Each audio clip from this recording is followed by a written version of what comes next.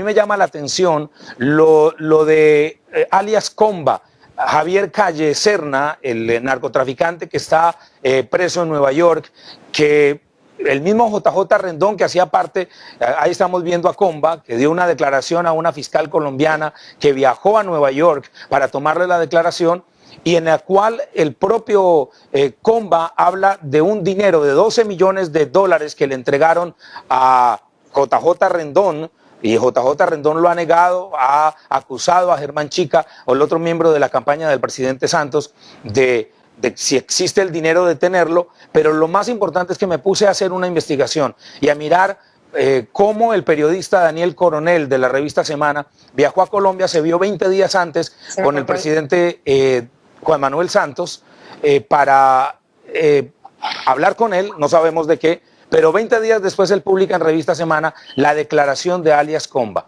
¿Qué fue lo que me llamó la atención? Y en esta declaración de alias Comba, él habla obviamente de los 12 millones de dólares, y Daniel Coronel lo expone allí en su artículo, pero omite una parte importante de esto, y es que se le exige al presidente, y se le dice en esa parte de la declaración que le da a la fiscal, y lo tengo aquí porque es importante decirlo, en la declaración dada a la fiscal Gloria Estela Ricaurte Quijano el día 31 de marzo del 2014, dice, obviamente en el artículo, y esto es lo que pone JJ Rendón en revista Semana, a JJ Rendón se le dieron 12 millones de dólares para hacer ese proyecto en el cual, pues él llevó el proyecto para ver si Juan Manuel Santos le gustaba el mismo. Y deja la declaración allí el señor Daniel Coronel. No entiendo por qué no dejó el párrafo completo, porque a continuación dice, él manifestó, esto es lo que está escrito en la declaración dada a la fiscal, él manifestó, lo leo literalmente, que en una locución Santos tendría que hablar del proyecto, ello como señas de que había leído el proyecto enviado por nosotros, dice Comba, y en donde confirmará Santos lo que habíamos enviado. Allí está en pantalla entonces el documento, es el documento de la Fiscalía, de la fiscal Gloria Estela Ricaurte Quijano, una declaración de 23 páginas, y por qué el periodista de revista Semana omite una parte importante. La pregunta es, ¿qué fue lo que enviaron? ¿Cuáles fueron el santo y seña o este mensaje codificado que está exigiendo el propio narcotraficante alias Comba que debe hacerse? Esos son mis interrogantes, y yo pienso que la Fiscalía debe seguir investigando lo del hacker, pero al mismo tiempo ni la prensa, los medios de comunicación en Colombia, nadie, ni la propia Fiscalía, que es la encargada de adelantar estas investigaciones, ha dicho nada al respecto. ¿Y por qué crees tú que el periodista omite esto tan importante y tan fundamental en una investigación, Luis? Bueno, habría que preguntarle a él, porque él es un periodista con una gran trayectoria y con una gran pluma para hacerlo en la revista Semana. Pero hay que preguntarle a él por qué lo omitió, si hace parte de un párrafo importantísimo. Y ahora, hay una declaración en un discurso que da el presidente Juan Manuel Santos en la reunión de la ANDI en la ciudad de Cartagena, y en este discurso, pues me puse a ver en YouTube el discurso y a escucharlo, y al final habla de las bandas criminales. Y hay unos puntos importantes que quiero que miremos y que veamos en este discurso, un pequeño párrafo, pero los invito a todos a que lean el discurso, vean el discurso en YouTube, escuchen al presidente, a ver cuál es ese código o cuál es esa seña que le está dando, si es que existe. Pero lo que sí sabemos es que en la declaración el propio Comba le está diciendo al presidente, espero que lo que le hemos enviado ya lo tenga y que nos pueda a nosotros responder o decir cuál es su respuesta en el discurso en la reunión de la ONU en Cartagena. Vamos a ir a un corte y ya regresamos con Cuéntamelo Todo. Bien, regresamos con Cuéntamelo Todo. Estamos con el tema de Colombia y tenemos en estudio a Luis Betancourt, periodista colombiano. Luis, tú explicaste y demostraste con el documento de la Fiscalía que el narcotraficante Comba, dentro de las instrucciones que le dio a JJ Rendón, que le habría dado a JJ Rendón, le indicó que Juan Manuel Santos tenía que dar una señal en alguna de sus intervenciones públicas de que había recibido la propuesta de estos criminales. No se ha investigado si efectivamente posterior a la fecha en que se recibió esta esta propuesta por parte de JJ Rendón, Juan Manuel Santos efectivamente dio alguna señal pública? Patricia, es que no se ha hablado absolutamente nada de eso. Sabemos que sí hubo un mensaje que JJ Rendón le entregó al presidente. El presidente dijo que lo había recibido. No se han dado detalles, pero vuelvo al mismo punto. El periodista Daniel Coronel omite una parte importante que tiene que ver con esto de si recibió lo que le enviamos y cuál sería ese mensaje que estaría codificado y que exige el propio Comba en ese párrafo para que el presidente, durante el discurso de la Asamblea General de la ANDI, el 12 de agosto del 2011, lo hiciera. Y sacamos algunos apartes cuando el presidente habla, por ejemplo, de las bandas criminales, de los grupos de narcotraficantes, en Colombia las llamadas BACRIM. Tú le entregaste a la producción estos segmentos a ver si coincide o podría calificarse como una respuesta, Luis. Sí, vamos a ver al presidente en esta alocución. Repito, esto ocurre el 12 de agosto en Cartagena durante la Asamblea General de la ANDI en el año 2011, cuando dice Comba que con anterioridad, y lo dice en la declaración que le dio a la fiscal colombiana en Nueva York, el mensaje que le envía al presidente y que el presidente debería responder a través de uno de estos discursos. Vamos a escucharlo a ver. Pero en términos generales, tengan la seguridad de que el tema de la seguridad es para nosotros prioritario, por eso en nuestro plan de desarrollo lo pusimos como uno de los elementos fundamentales, por ese principio básico que ustedes me han oído repetir tantas veces, que yo cito a los romanos diciendo la seguridad tiene que ser en una república la primera ley. Si la seguridad no funciona, las demás leyes se vuelven inocuas. Eso lo entendemos y yo lo entiendo perfectamente. Y ahí no vamos a bajar un centímetro la guardia. De manera que pueden estar también tranquilos que ahí hay una política clara, sabemos para dónde vamos y qué es lo que tenemos que hacer. Lo que nos lleva a otro tema que voy a mencionar muy brevemente, el tema de la paz. Ustedes me han oído a mí en sendas ocasiones diciendo la puerta del diálogo no está cerrada con llave, pero no está abierta. No está abierta ni estará abierta mientras no tengamos claro, muy claro, que cualquier diálogo nos lleve a un verdadero acuerdo para lograr la paz. Al país lo han engañado demasiadas veces. Si uno lee la historia y ve los documentos de estos grupos al margen de la ley, se da cuenta cómo en cada situación de diálogo que el gobierno en su momento le ofreció con generosidad fue aprovechado con una doble moral y con una doble intención. En esta ocasión no vamos a permitir eso. Como dicen popularmente, me perdonan la expresión, al perro no lo capan dos veces. Entonces, aquí va a haber una posición, diálogo sí, cuando estemos convencidos. Mientras tanto, las fuerzas militares tienen la instrucción clara y precisa de usar todo lo que está a nuestro alcance para militarmente seguir combatiendo a estas organizaciones.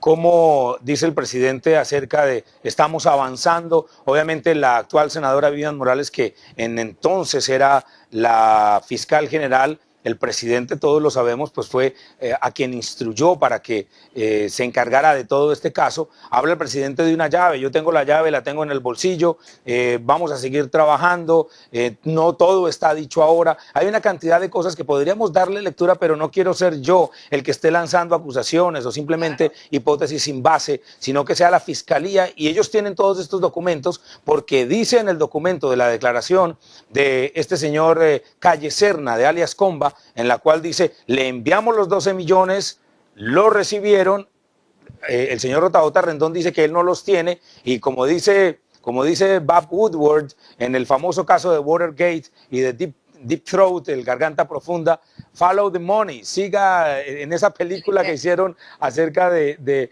todos los hombres del presidente, de mirar ¿Dónde está este caso? Si hay corrupción, si hay alguna cuestión allí anómala dentro de este caso político o de las tales negociaciones o de la petición de Comba.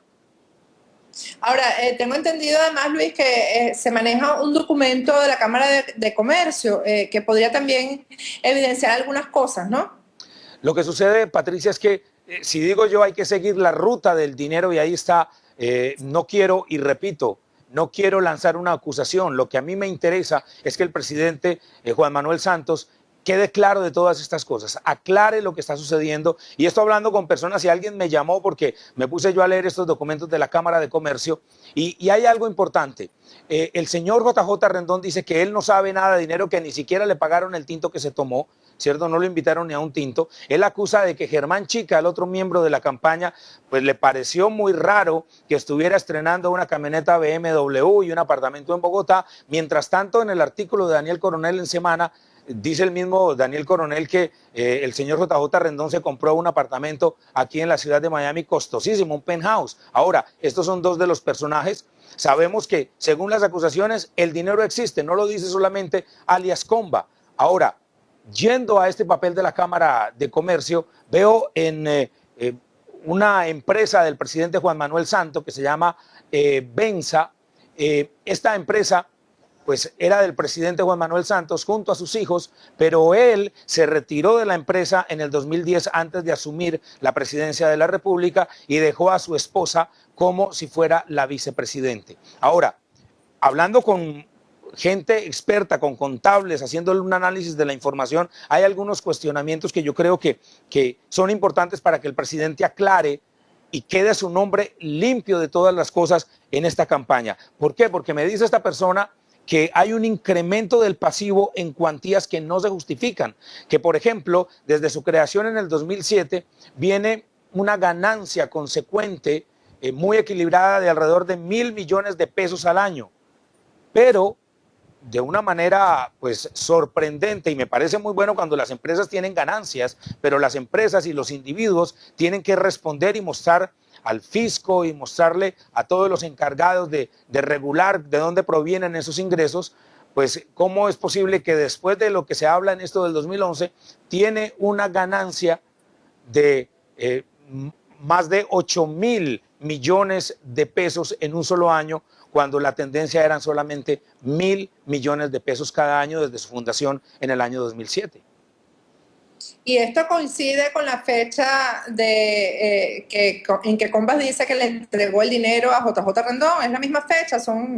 Bueno, coincide, puede ser una coincidencia. Y yo vuelvo y repito, Patricia, lo único que necesitamos es que se aclaren las cosas y que la Fiscalía vaya hasta lo más hondo y lo más profundo para saber la declaración de un narcotraficante que se entregó a las autoridades norteamericanas, que está preso en Nueva York, que habla de 12 millones de dólares, que puso a los dos miembros de la campaña del presidente Juan Manuel Santos, JJ Rendón, y al señor Germán Chica a pelear y a lanzarse acusaciones de que el uno la tiene y que el otro la tiene, pero entonces, ¿dónde está el dinero? Vuelvo y repito, follow the money, hay que seguirle la ruta, el sendero a ese dinero para saber dónde está, si es que existe, a dónde fue a parar, y en medio de una campaña por la presidencia, algo que es tan serio, debería tomarse con mucha seriedad, no solamente por parte de la Fiscalía, sino también los medios de comunicación, de no estar omitiendo, de los periodistas omitiendo cosas que son importantes en un caso como este, y este documento de la Cámara de Comercio es público. Uno entra y uno lo observa, es difícil entenderlo, pero cuando hablo yo con un contable, un experto, y me explica todo esto,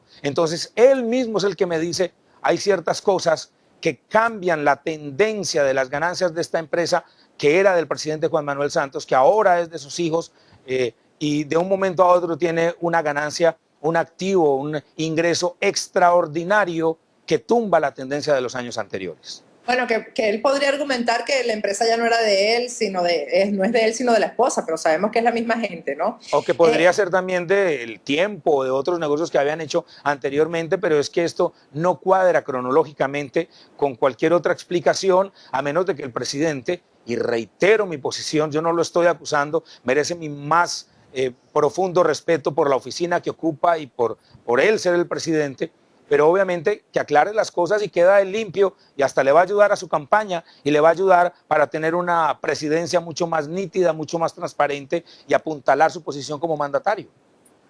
¿Cómo crees tú finalmente, Luis, que se ha portado la Fiscalía con este caso? ¿Ha sido equilibrada realmente la Fiscalía colombiana? Lo que pasa es que creo que esta campaña ha sido una campaña muy diferente a las anteriores, porque los medios de comunicación de una manera clara han tomado una posición. Yo tomo una posición como colombiano en cuanto a no negociar con terroristas, sí a la paz, porque me parece ahora Oscar Iván Zuluaga, le aplaudo eso que diga, le va a dar una oportunidad a la paz, pero yo creo que la Fiscalía está, pues obviamente con el jefe de él, que es el presidente, y la Procuraduría, que obviamente pues es el ente público, el defensor público, que ahora está del lado de la oposición del presidente. Vamos a ver cómo termina esto y ojalá de ahora en adelante aún los periodistas tomen posición, pero con base firme en la verdad y no engañando y no utilizando el oscurantismo que deja a las personas sin una idea clara con mira a la segunda vuelta.